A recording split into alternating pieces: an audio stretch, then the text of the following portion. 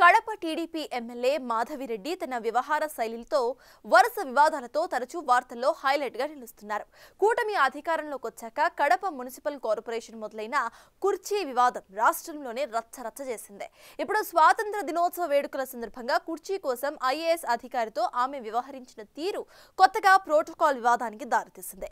Revenue అధికారుల సంఘం ఆ ఎమ్మెల్యే వ్యవహరించిన తీరును ఖండిస్తూ ఉంటే ఎమ్మెల్యే సైతం స్వాతంత్ర దినోత్సవ వేడుకలను అధికారుల కుటుంబ సభ్యుల కార్యక్రమంలా నిర్వహించినందుకు ధన్యవాదాలు అంటూ కౌంటర్ ఇచ్చారు. ఇంతకీ స్వాతంత్ర దినోత్సవ వేడుకల్లో అసలు ఎందుకు ఆ ఎమ్మెల్యే వ్యవహారం వివాదంగా మారింది? రెడ్డప్పగారి మాధవిరెడ్డి కడప టీడీపీ శాసనసభ్యురాలు 2024 ఎన్నికల్లో వైసీపీ అభ్యర్థి మాజీ డిప్యూటీ సీఎం అంజద్ బాషాపై గెలిచి మొదటిసారి కడప అసెంబ్లీ సెగ్మెంట్ నుంచి మహిళా ఎమ్మెల్యేగా గెలిచి చరిత్రలో నిలిచారు. 2 దశాబ్దాల తరువాత కడప అసెంబ్లీ సెగ్మెంట్ లో టీడీపీ గెలవడంతో మాధవిరెడ్డి మరింత దూకుడుతో వ్యవహరిస్తూ కడప రెడ్డమ్మ అనిపించుకుంటున్నారు. ఎన్నికలకు ముందు టీడీపీ సీనియర్ నేత అలంకాన్ పల్లె లక్ష్మీరెడ్డితో మొదలైన వివాదం తరువాత కార్పొరేషన్ జనరల్ బాడీ సమావేశంలో మళ్లీ దూకుడు కొనసాగించారు. కడప వైసీపీ మేయర్ సురేష్ బాబు సీట్కే ఎసరు తెచ్చేలా చేసి వైసీపీకి జిల్లాలో షాక్ ఇచ్చారు కడప రెడ్డమ్మ. ఈ వ్యవహారంతోనే కడప రెడ్డమ్మ ఫైర్ బ్రాండ్ గా పేరు తెచ్చుకున్నారు. ఇదే ఫైర్ కొనసాగిస్తూ వివాదాలకు కేర్ ఫెడర్స్ గా మారుతున్నారు. ఇటీవల వీఆర్ఓలపై తనదైన శైలిలో మండిపడ్డారు. ఇప్పుడు స్వాతంత్ర దినోత్సవ వేడుకల్లో జాయింట్ కలెక్టర్ పై కన్నెర్ర చేయటం తీవ్ర చర్చకు దారితీసింది.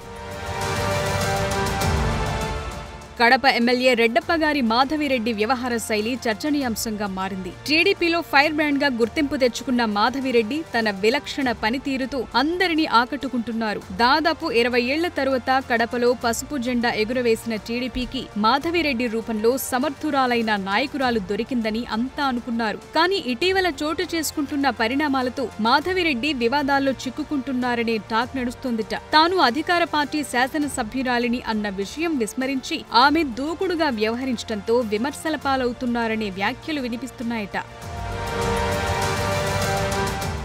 స్వాతంత్ర్య దినోత్సవం సందర్భంగా ఎమ్మెల్యే మాధవిరెడ్డి వ్యవహార తీరు రాష్ట్ర వ్యాప్తంగా చర్చనీయాంశమైంది.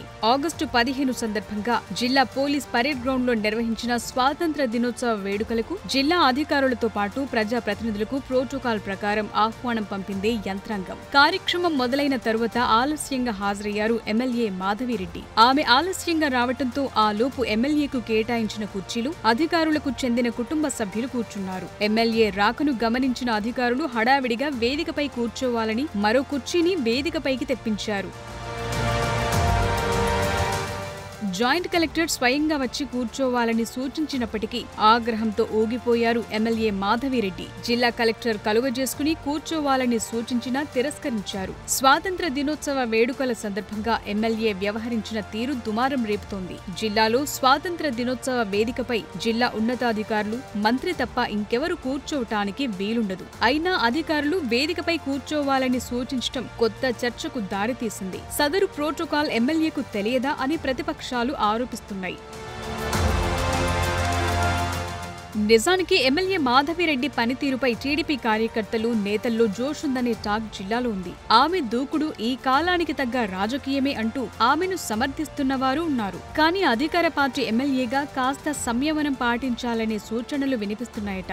కడప నగరపాలక సంస్థలో ఎమ్మెల్యే మాధవిరెడ్డి కుర్చీ కోసం చేసిన ఫైటింగ్ రాష్ట్ర వ్యాప్తంగా ఆమె ఇమేజ్ ను పెంచింది. కడపలో మహానాడు నిర్వహణ సందర్భంగా ఎమ్మెల్యే మాధవిరెడ్డి దంపతుల సామర్థ్యానికి టీడీపీ అధిష్టానం ఫిదా అయింది. మారుమూల ప్రాంతంలో సరైన వసతులు లేని ప్రదేశంలో ఎలాంటి ఇబ్బందులు లేకుండా మహానాడు నిర్వహించి టీడీపీ అధిష్టానం మనసు చూరగున్నారు మాధవిరెడ్డి దంపతులు. ఇలాంటి దశలో దూకుడుతో ఇబ్బందుల్లో పడటం కరెక్టు కాదన్న అభిప్రాయం వ్యక్తమవుతోందట.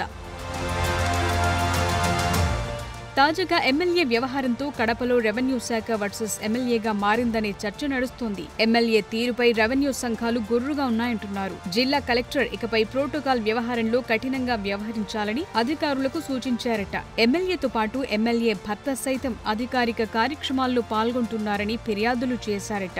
మరి కడప ఎమ్మెల్యే రెడ్డప్పగారి మాధవిరెడ్డి, ఆమె భర్త శ్రీనివాసుల రెడ్డిలు ఈ పరిస్థితిని అధిగమించి కడప వాసులు తమపై పెట్టుకున్న నమ్మకాన్ని ఎలా నిలబెట్టుకుంటారో చూడాలి.